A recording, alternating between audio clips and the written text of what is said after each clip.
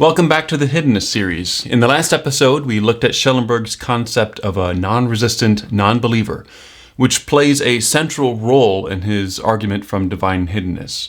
To refresh, somebody is a non-resistant nonbeliever if they, 1, fail to believe that God exists, and 2, that failure is not the result of their resistance to God. We also looked at the concept of resistance at play, and we saw that it included a desire component in conjunction with actions or omissions driven by that desire. Now, certain desire-action-omission combinations, if expressed by a person, could conceivably cause that person to fail to believe that God exists, even though they did believe to begin with. Some form of self-deception, then, would have to be at play. Schellenberg calls such persons resistant non-believers, and according to the Hiddenness argument, then, if a perfectly loving God exists, resistors are the only type of non-believer that could exist. However, Schellenberg claims that resistant non-believers are not the only type of non-believers that exist. According to him, some non-believers are non-resistant. His argument requires this, but is he correct? Let's take a look.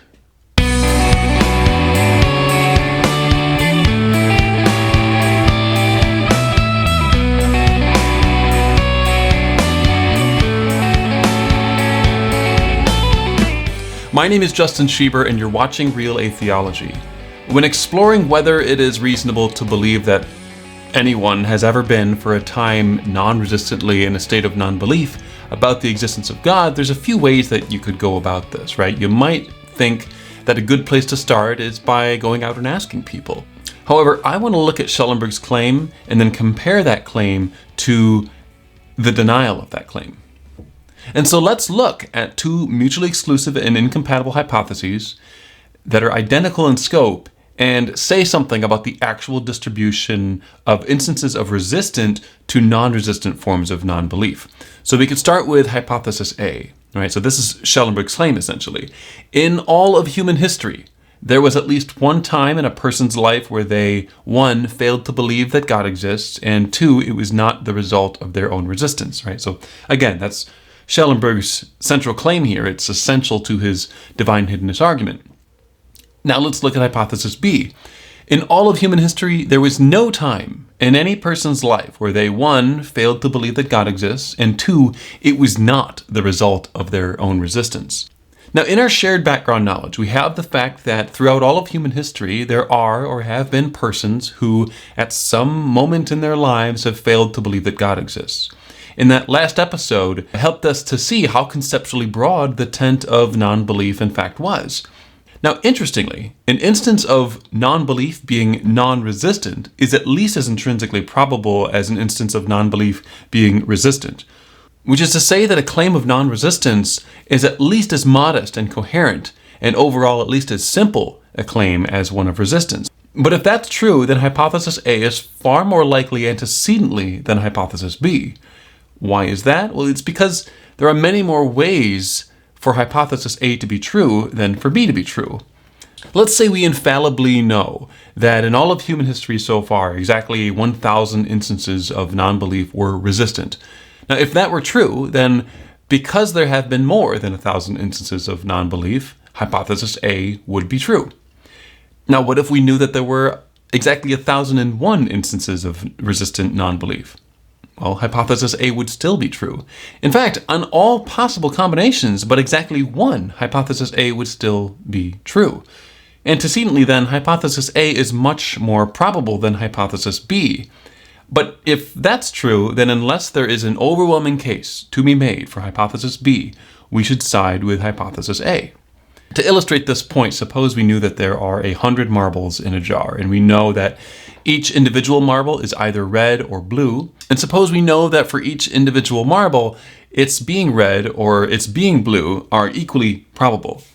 If that's true, then it's obvious that the hypothesis that states that at least one of the marbles is red is going to be more probable than the hypothesis that states that all of the marbles are blue. There's only one possible distribution that allows for that second hypothesis to be correct, whereas there are many more ways that are consistent with the first hypothesis. So what does that mean? It means that before you learn the actual distribution in each case, the form of non-belief or the color of the marble, the structure of the hypothesis under consideration gives reason to think that the first hypothesis of each pair is more likely to be true than the second. Another fact about our world supporting the existence of non-resistant non-belief is that while persons frequently fail to believe in each other's existence, resistance to relationship with them is rarely, if ever, the explanation of that non-belief. But if resistance is rarely, if ever, the explanation for why some people fail to believe in other people's existence, then this would provide strong evidence for the claim that resistance is, at the very least, not always the explanation for why some people fail to believe in the existence of a particular person, namely God. And if resistance is not always the explanation for why some people fail to believe in God, then it follows that at least some people non-resistantly fail to believe in God. To flesh out this idea, suppose Paul always hated his parents. He finds them to be extremely lame and he hates them.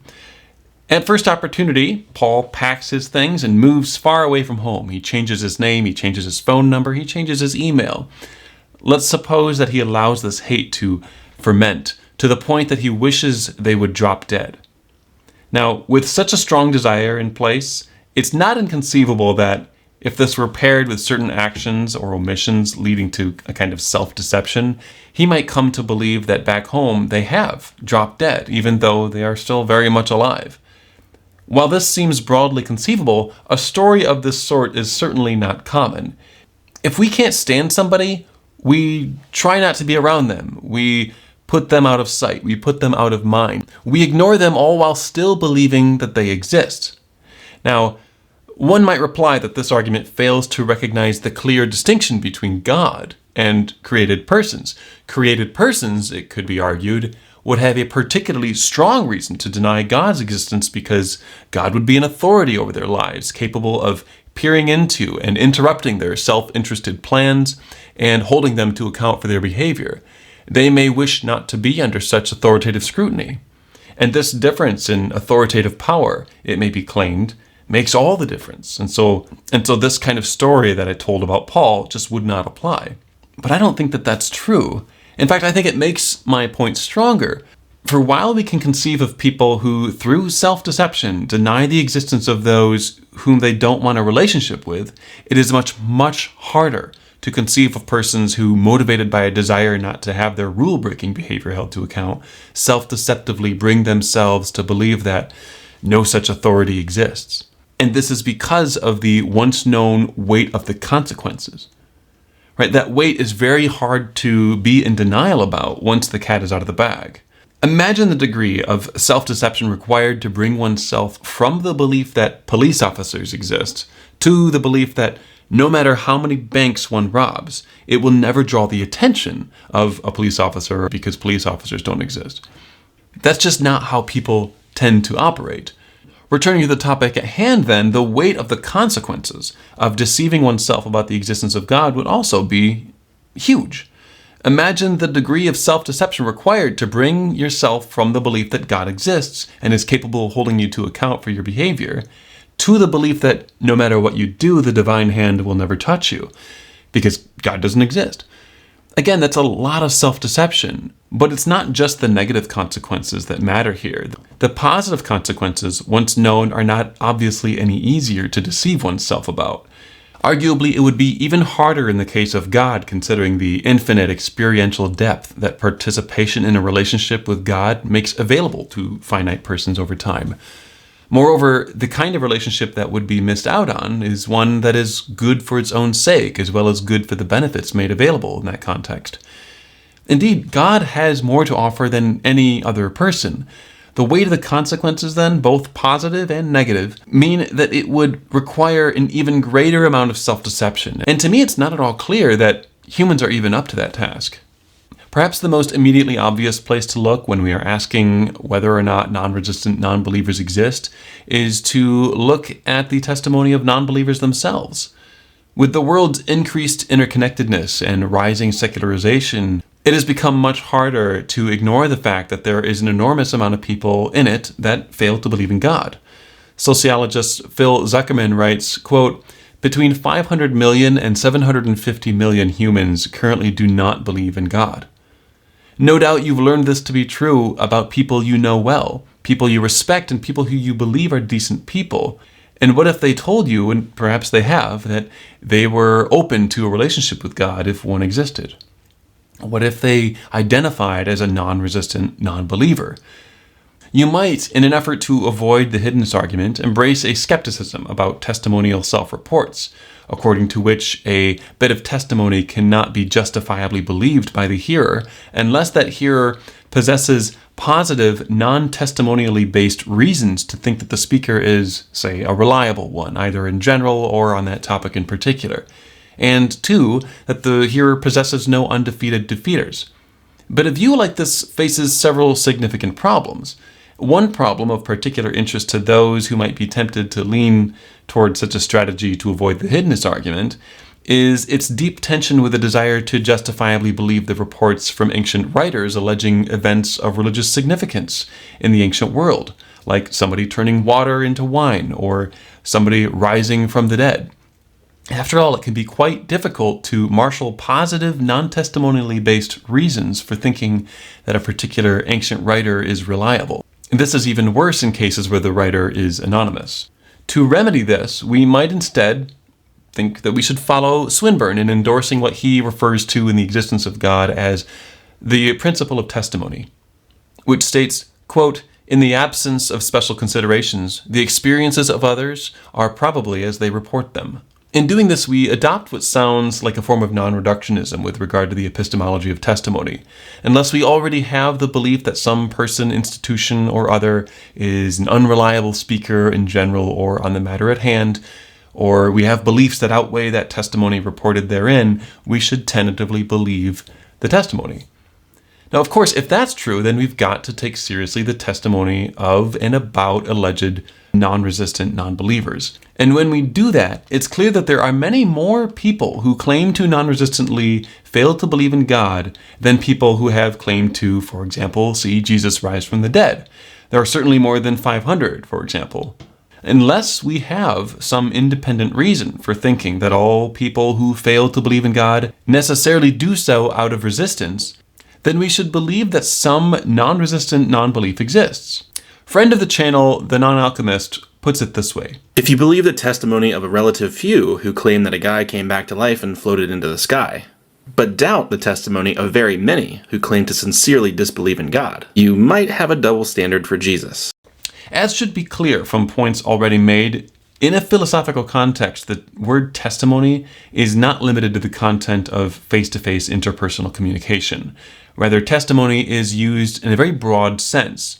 Oversimplifying, it means somebody asserting that something is the case with the intention that the hearer or the receiver thereby believes it.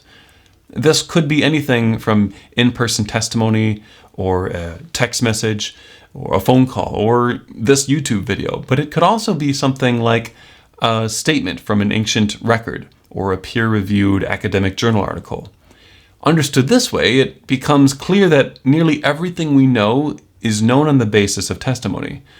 I believe that the Earth is broadly spherical, not because I personally discovered this fact, but because I believe it on the basis of what other people have said about it.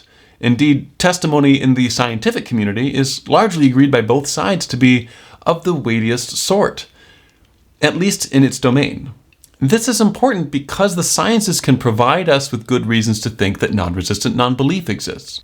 Indeed, biologists, anthropologists, and experimental psychologists can bring deep human history into view with some understanding of their beliefs, their values, and their practices. As mentioned in an earlier video of this series, the cognitive science of religion generally holds to what is referred to as the naturalness of religion thesis. Put simply, humans are naturally predisposed to form and spread beliefs about supernatural agents. But this is not the end of our best evidence on these matters. Summarizing other recent work, Helen de Cruz writes, quote, "Monotheism correlates with large group sizes, sedentarism, and literacy, making it unlikely that belief in a personal God arose before the invention of agriculture, about 10,000 to 12,000 years ago, a brief time span given that our species is about 200,000 years old." This evidence strongly suggests for nearly all of human history, our species lacked not only belief in God of traditional monotheism, but they lacked even the concept of God. After all, even if the concept of monotheism did arise immediately, the evidence strongly suggests that this was not ubiquitous. In fact, contemporary scholars generally hold that monotheism was a rather late theological development even in ancient Israelite religion. All this is to say, at least for those who lack the concept of a triply, ultimate, monotheistic God, it is hard to see how they were anything other than non-resistant non-believers. After all, one cannot resist a concept that one does not even yet possess. So we have seen that there are a wide range of reasons in support of the claim that non-resistant non-belief exists or has existed in the past. I first argued that prior to even looking at the evidence, Schellenberg's claim is more probable than its denial, because there are many more ways for it to be true than for it to be false. Second, I noted that resistance toward relationships with persons is rarely, if ever, manifested as a denial of their existence. Third, the mundane interpersonal testimony of non-believers who identify as non-resistant non-believers constitutes further evidence. And lastly, the evidence from the sciences for the existence of isolated non-theists throughout human history further strengthens our case. Because of the evidence just mentioned and some other evidence, I think that the existence of non-resistant non-belief is virtually undeniable. And so I think that if one wants to find a decisive response to the hiddenness argument, they simply won't find it here. In my experience, the vast majority of people confronting the hiddenness argument for the first time jump immediately to the confident rejection of non-resistant non-belief. In doing so, they must first resist recognition of the social and cognitive strategies people actually use when they dislike their peers or even some powerful authority. Second, they must also dismiss the loads of interpersonal testimony supporting the existence of non-resistant non-belief by attributing immoral or self-deceptive motives to literally billions of people they've never met, even though the relevant testimonial content is utterly mundane. Finally, they must resist with an almost impressive lack of restraint nearly all of the cognitive science of religion. To be clear, I agree with them that many people are capable of resisting the truth. Self-deception is a real thing. But by refusing to acknowledge that non-belief could be non-resistant, by imposing a radical, exceptionalist uniformity on a varied population spanning all of human history, they've revealed where the resistance really lies.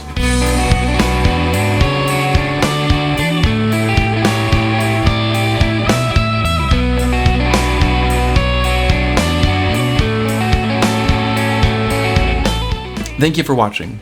Please hit like and subscribe to keep up with future content. Music is by Casserole, a Chicago-based band, and was used with permission.